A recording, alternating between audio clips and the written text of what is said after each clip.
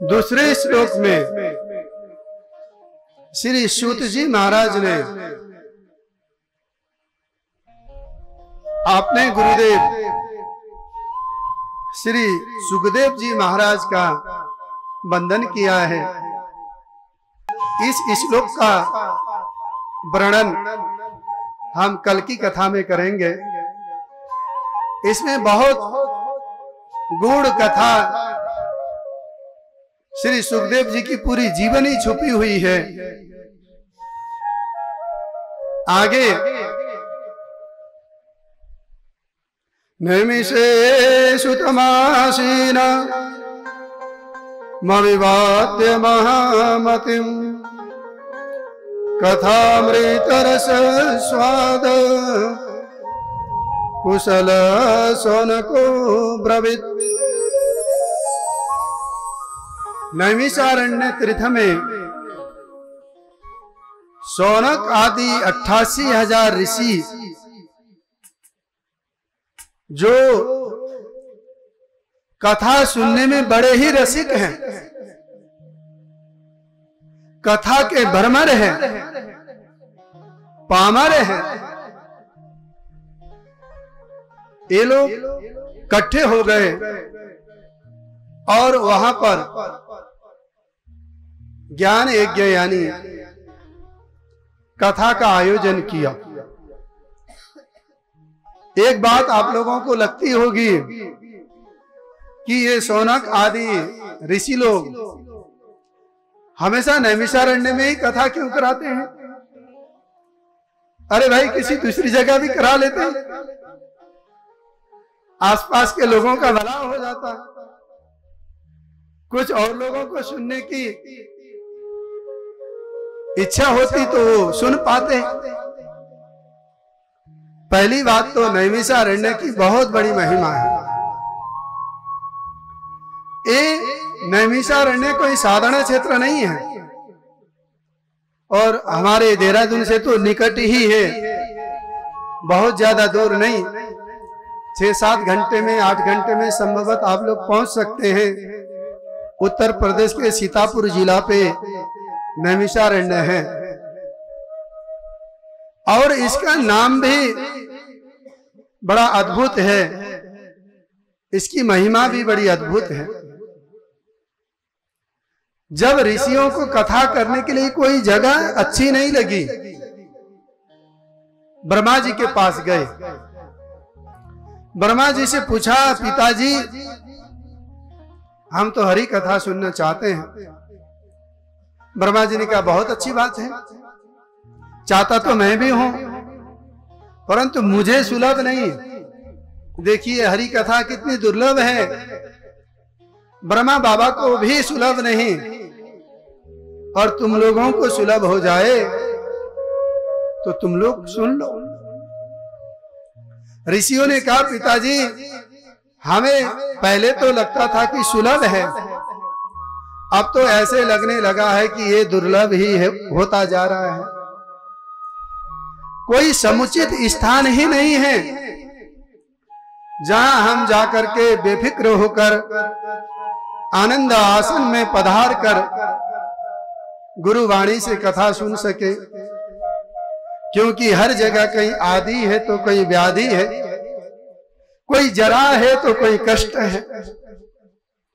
ऐसे स्थान बताइए, ऐसी जगह बताइए जहां हमको सांसारिक माया छू भी न सके और हम हरि कथा निरंतर श्रवण कर सके।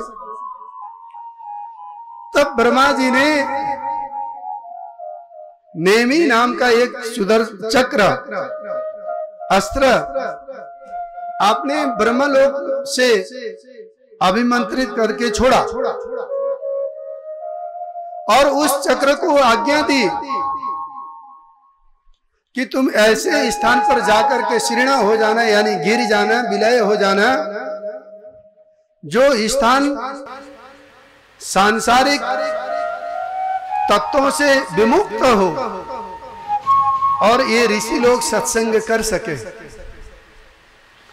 अब आगे आगे चक्र, पीछे पीछे शौनक आदि 88,000 ऋषि लोग ब्रह्मलोक से चला हुआ वो चक्र आकर के किसी अरण्य यानी जंगल में जाकर के शीर्ण हो गया, गिर गया। और जहां पे ये चक्र गिरा, नैमी नाम का चक्र जिस अरण्य में जाकर के गिरा, उसी जगह का नाम नैमिषारण्य। और इस धरती पर 8 वैकुंठ है, जहां जाने पर कलयुग का प्रभाव भी उन स्थानों पे नहीं होता, जहां जाने पर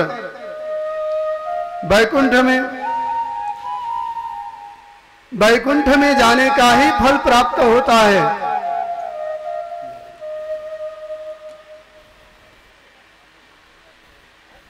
और वैकुंठ के समान ही वो स्थान है।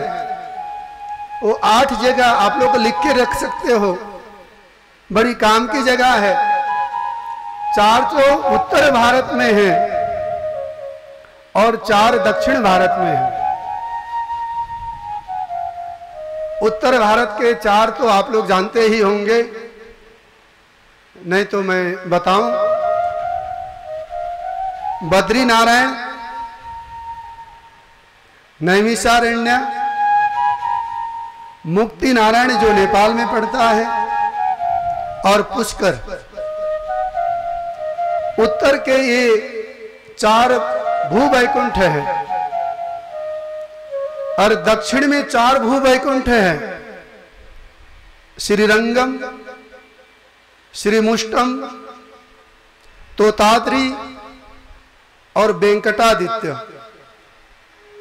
जिन्होंने दक्षिण भारत की यात्रा करी हो, इन धामों में संभवत गए भी हो, अन्यथा जब भी मौका मिले ये चारों दक्षिण के, चारों उत्तर के धामों की यात्रा कर लेने पर वैकुंठ की प्राप्ति भूलोक में ही हो जाती है। अब ऐसे भू वैकुंठ में शौनक आदि ऋषियों ने कथा का आयोजन किया। कथा कैसी थी? आयोजन इस दिन से किया, ये तो पक्की बात थी, पता था, परंतु कथा कब समापन होगी इसका कोई पता नहीं। कितने वर्षों तक कथा चलती रहेगी ये किसी को नहीं पता, बस सुनते जाएंगे। क्यों? बोले सुनाने वाले जो थे उनके जीवन का एकमात्र उद्देश्य था, जब तक घट में प्राण रहे तब तक हरि कथा ही गाता रहूं। और जो सुनने वाले थे उनके जीवन का एक ही लक्ष्य था, जब तक घट में प्राण रहे अंतिम श्वास तक हरि कथा सुनता ही रहूं।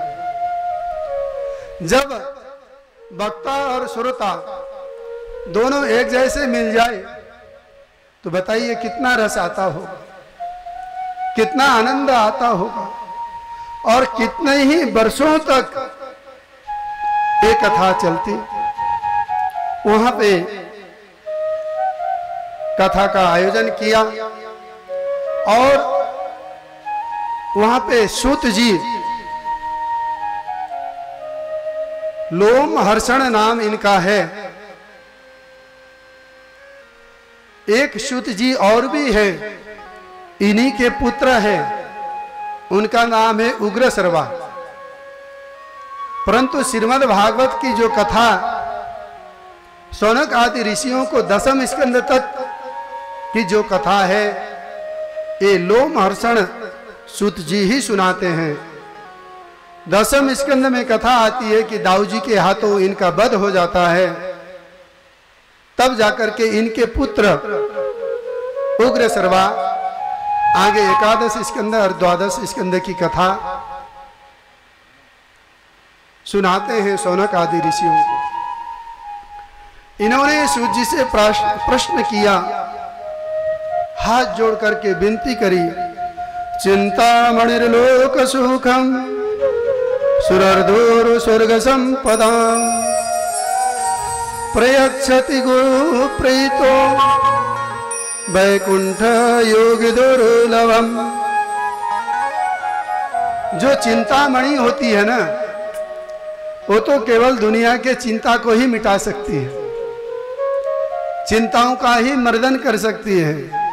और कल्प वृक्ष स्वर्ग के सारे सुखों को आपको दे सकता है, परंतु यदि गुरुदेव की कृपा हो जाए, सदगुरुदेव मिल जाए, तो उनको वैकुंठ का सुख भी मिल जाता है। बोल वृंदावन विहार।